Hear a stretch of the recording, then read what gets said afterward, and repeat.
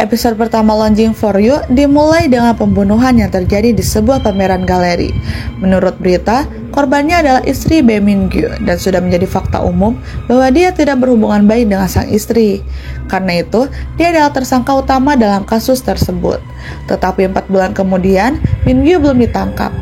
Media menduga bahwa ini karena Min-gyu kebetulan adalah seorang putra anggota dewan. Karena tekanan publik, jaksa memanggil Min-gyu lagi. Dan Inspektur Jenderal Ho Chul menambahkan jaksa lain ke dalam tim kasus tersebut. Hee-ju, putri Ho Chul yang merupakan salah satu jaksa dalam kasus tersebut, dengan keras menolak penambahan tersebut. Tetapi keputusan telah dibuat untuk membawa Yong-ju ke dalam tim tersebut. Sepertinya, Hee-ju dan Yong-ju memiliki sejarah dan tidak akur. Namun, Yong-ju bersikap tenang dan mengatakan dia berharap mereka dapat bekerja dengan baik. Di tempat lain, seseorang diam-diam mengambil foto seorang pemuda saat ia sedang memancing. Pemuda itu melanjutkan harinya dan mengantar makanan untuk kakak laki-lakinya, Oh Jin-sung, di kantor polisi. Oh Jin-sung adalah salah satu detektif di Wujin, sebuah desa kecil yang indah di tepi laut. Oh Jin-sung bersyukur atas kehadiran adik laki-lakinya, Oh Jin-woo. Dari kelihatannya, mereka memiliki hubungan saudara yang baik. Setelah Jin-woo pergi, Jin-sung dipanggil untuk menyelesaikan kasus antara dua penduduk setempat. Seorang pria tua mabuk alkohol dan menolak membayar tunai tetapi menawarkan 2 karung cabai. Pada akhirnya, Jin-sung menangani kasus tersebut dengan tekun dan kedua belah pihak mencapai kesepakatan. Melalui kasus tersebut, Jin-sung mengetahui tentang tempat perjudian dan memobilisasi polisi setempat untuk menggerebek tempat tersebut. Jin-sung terkejut saat sampai di sana dan melihat ibunya, Yong-hee, sebagai salah satu penjudi yang rajin. Salah satu penjudi memanfaatkan kurangnya fokus Jin-sung untuk sementara waktu dan mencengkram Yong-hee, ibunya. Ia mengancam akan menggorok lehernya menggunakan pisau, tetapi Jin-sung berhasil mengatasinya. Penjudi lain mencoba mengejar Yong-hee dan Jin-sung, kehilangan kesabaran dan bertindak kasar kepada kedua pria itu, mengancam ibunya. Butuh rekan-rekan polisinya untuk menarik dari para pria itu. Mereka membawa kedua pria itu ke rumah sakit dan dokter mengatakan salah satu dari mereka mengalami patah hidung, yang lainnya juga terluka. Jin-sung semakin frustasi karena sekarang dia sedang menghadapi tuntutan hukum. Dia menuju kantor polisi tempat ibunya dan teman-temannya dikurung. Dia mempertanyakan mengapa ibunya berjudi padahal dia tidak kekurangan kebutuhan dasar. Ibunya mengungkapkan bahwa dia membutuhkan uang untuk melakukan perawatan wajah seperti ibu-ibu lainnya. Saat mereka berbicara, bosnya menyela dan memberitahu dia bahwa dia dituntut sebesar 10 juta won dan memasukkannya ke dalam sel juga. Kembali di Seoul, interogasi Min-gyu berlanjut dengan Hee-ju sebagai pimpinan. Namun, Min-gyu menolak untuk bekerja sama dan terus melontarkan pernyataan yang merendahkan terhadapnya. Hee-ju kehilangan ketenangannya dan Yong-ju terpaksa menyeretnya keluar ruangan. Yong-ju mengambil alih dan Min-gyu menyadari bahwa dia berbeda dari Hee-ju. Dia tidak membiarkan emosinya menguasai dirinya. Min-gyu bersikeras bahwa ia memiliki alibi pada malam pembunuhan itu. Ia tampaknya pergi ke sebuah klub karaoke dengan salah satu seorang teman wanitanya. Menurut CCTV, ia berada di bar karaoke tersebut, tetapi ada sebuah pintu rahasia yang bisa saja ia tinggalkan. Melakukan kejahatan tersebut, lalu kembali lagi. Ada pula isu bahwa wanita yang dimaksud Eun-byul adalah seorang aktris yang telah berada di luar negeri sejak terakhir kali ia memberikan pernyataannya. Untungnya dia kembali dan polisi menahannya untuk melihat apakah pernyataannya sesuai dengan pernyataan Min-gyu. Dia memberikan tim jaksa video yang diambil malam itu dan mengklaim bahwa Min-gyu adalah orang yang merekamnya. Dia bersikeras bahwa Min-gyu tidak pernah meninggalkan bar karaoke. Video tersebut tidak sepenuhnya membuktikan ketidakbersalahan Min-gyu karena dia tidak terlihat dalam video tersebut. Mengingat bukti yang mereka miliki terhadap Min-gyu sangat lemah, mereka tidak punya pilihan selain membiarkannya pergi dan menahan diri saat dia mengajak mereka. Hee-ju menjadi sangat marah dan menarik diri dari kasus tersebut.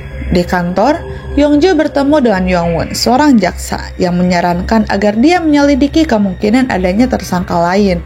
Yongju bertanya kepadanya mengapa dia begitu tertarik pada kasusnya dan berterima kasih atas sarannya sebelum pergi. Dia tidak merasa tertarik untuk menerima sarannya dan hanya bersikap agak sopan. Setelah Yongwon pergi, detektif Hyuk menyarankan agar Yongwon mendengarkannya. Yongwon bertemu dengan reporter yang gigih, Park, dan menolak memberikan apapun untuk diceritakan. Reporter Park mencoba mendekati Yongju juga, tetapi Yongju menegurnya. Di tempat lain, kita bertemu Jung Sok, ibu Yongwon, yang sedang mengadakan pertemuan dengan Jin Chol dan Ho Chul untuk membahas perkembangan kasus tersebut. Pertemuan mereka diganggu oleh anggota DPR Tae-wook yang ingin polisi menghentikan tindakan putranya. Ia mencoba mengancam Ho Chul tetapi menjadi bumerang dan ia pun dihukum. Tae-wook tersinggung dengan sikap Ho Chul yang tidak korup, tetapi Jung Suk dan Ji Chol menenangkannya setelah Ho Chul pergi. Mereka bersikeras bahwa ia tidak perlu khawatir karena tidak ada bukti yang memberatkan putranya. Sementara itu, di Ujin, para penjudi dibebaskan tetapi Jin Sung tetap ditahan. Yong Hee pulang ke rumah dan disambut hangat oleh Jin Woo. Jin Woo menyiapkan makanan lezat untuknya dan mereka mendapatkan kunjungan dari tetangga yang usil. Sang ibu akhirnya bertengkar dengan tetangganya dan Yong Chun, tetangga lainnya, serta Jin Woo terpaksa turun tangan. Kemudian, Jin Sung dibebaskan setelah pengaduan dibatalkan karena seseorang membayar uang penyelesaian. Jin Sung marah tentang hal ini dan mengunjungi kedua pria itu di rumah sakit. Ia memberitahu mereka bahwa ia tidak akan membiarkan mereka mengambil uang itu.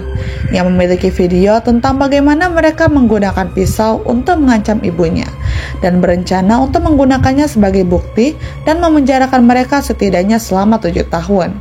Para pria itu memutuskan bahwa bukanlah risiko yang bersedia mereka ambil dan mengembalikan uang itu. Jin Sung mengembalikan uang itu kepada Jin Woo dan menegurnya dengan kasar karena selalu bersikap perhatian. Ia merasa Jin Woo selalu dirugikan dan ingin Jin Woo memikirkan dirinya sendiri terlebih dahulu. Jin Sung juga menegur ibunya karena selalu memanfaatkan Jin Woo dan mengabaikannya. Ia mengucapkan beberapa kata kasar kepada ibunya dan pergi dengan marah. Setelah kejadian itu, Jin Woo meminta izin karena ia berencana mengunjungi Seoul untuk melihat pameran foto. Ibunya mengizinkannya karena ia tahu Jin Woo suka mengambil foto.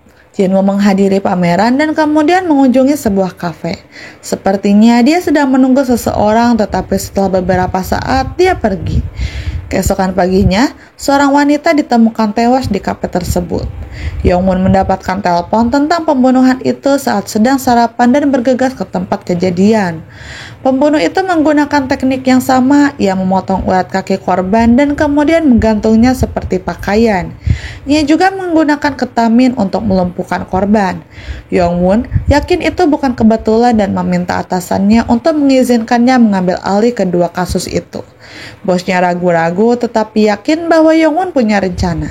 Dia menyetujui permintaan Yongwon dan bahkan mengizinkannya memilih timnya sendiri. Yongwon yakin ada pembunuh berantai yang mengintai. Yongju tidak senang mendengar berita ini dan mengonfrontasi Yongwon tentang pencurian kasusnya. Ia mencoba memberitahu Yongwon bahwa itu bukanlah niatnya dan menjelaskan sudut pandangnya. Kita mengetahui bahwa Yongwon tidak pernah kalah dalam kasus apapun dan dengan hati-hati memilih kasus. Ia menunjukkan kepada Yongju mengapa menurutnya ada pembunuh berantai yang berkeliaran. Di sisi lain, dia berpikir bahwa pembunuhnya masih Min-gyu. Mereka tidak dapat menyetujui apakah mereka harus bekerja sama dan siapa yang harus menjadi pemimpin tim. Yongju menarik diri dari kasus tersebut. Tim Yongwon mengambil alih kasus tersebut dan mulai bekerja. Mereka mulai dengan memeriksa bukti dalam kasus tersebut. Detektif Hyuk menemukan video YouTube Eunbyul yang memamerkan koleksi pisau baru yang didapatnya dari Min-gyu. Min-gyu juga ada dalam video tersebut. Yongwon meminta detektif Hyuk untuk membeli merek pisau yang sama dan menganalisisnya. Ia berharap salah satu pisau itu adalah senjata pembunuh, dan mereka akan memberi mereka alasan yang cukup untuk menangkap Eunbyul. Laporan analisis membuktikan bahwa salah satu pisau itu adalah senjata pembunuh yang diduga. Mereka mendapatkan surat perintah untuk menggeledah rumah Eunbyul. Setelah menutup kasus tersebut, Yongju kembali ke Wujin dan menelpon Jin Sung untuk bertemu. Ia juga meminta Jin Sung untuk menurunkan poster ucapan selamat di sepanjang jalan yang dipasang oleh ibunya. Ternyata, ia adalah orang pertama yang ditunjuk sebagai jaksa di Wujin. Mereka pun pergi makan dan minum. Yongju melampiaskan kekesalannya kepada Jinwoo dan Jinsung tentang Yongwon dan mereka pun berpihak kepadanya. Sementara itu, Yongwon sedang dalam perjalanan ke Wujin untuk memberitahu Yongju bahwa dia benar. Dia yakin bukti baru membuktikan bahwa Mingyu mungkin adalah pembunuhnya. Melalui kilas balik, kita mengetahui bahwa dia selalu menyukai Yongju bahkan saat mereka masih mahasiswa. Ia meluangkan waktunya untuk menikmati pemandangan indah Wujin dan bertemu dengan Jinwoo. Jinwoo membawanya ke restoran mereka dan membantunya sejak ia terluka saat mengambil foto laut. Yongwon bersyukur, terutama saat Jinwoo juga membantunya melacak Yongju, yang selama ini tidak dapat dihubungi. Jinsung dan Yongwon akhirnya bertemu. Setelah dia meminta maaf, Yongju setuju untuk kembali bersamanya dan bergabung dengan timnya.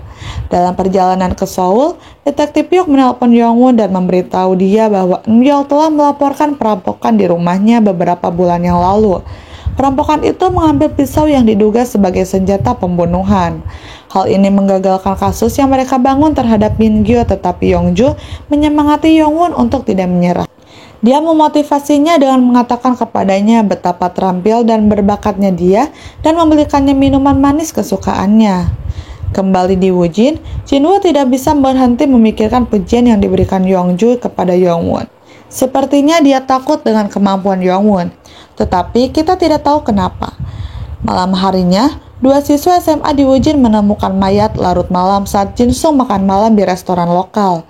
Pemilik restoran mengeluh bahwa putrinya Hyesu belum kembali dan Jinsung berjanji untuk menjaganya. Ia kemudian mendapatkan telepon tentang pembunuhan di kota itu. Ia tiba di tempat kejadian perkara dan menemukan tubuh Hyesu yang tak bernyawa bergantung seperti cucian di paviliun.